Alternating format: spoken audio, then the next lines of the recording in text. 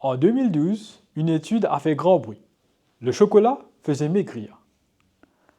Le problème, c'est que ces chercheurs-là ont oublié de mentionner que les gens testés en consommant le chocolat faisaient aussi du sport. Cela démontre 3 règles d'or. La corrélation n'est pas causalité.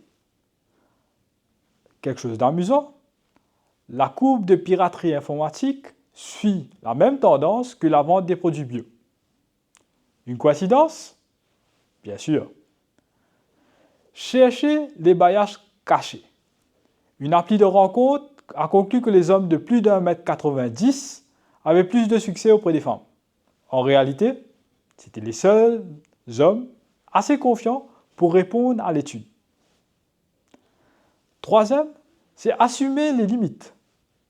Une étude sur les bienfaits de la méditation, portée sur des moines tibétains, ne peut pas être généralisée pour la population ou aussi pour votre collègue au bureau.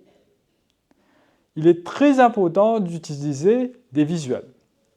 Des diagrammes en forêt peuvent démontrer d'un coup d'œil si 20 études convergent. Un diagramme de Venn diagrammes en anglais, révèle les recoupements inattendus. Par exemple, 80% des fumeurs consomment aussi beaucoup de café.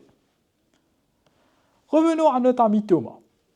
Thomas voit que ses plantes avec engrais sont plus grandes. Mais est-ce significatif?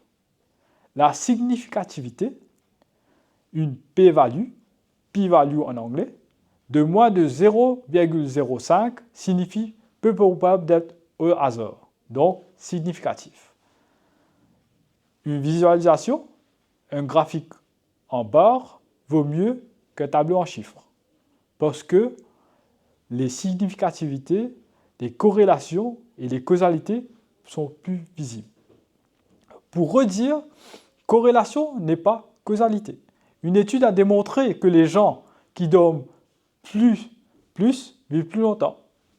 Mais c'est tout simplement parce qu'ils sont plus riches et ont moins de stress. Dans le prochain épisode, nous allons parler de la communication scientifique.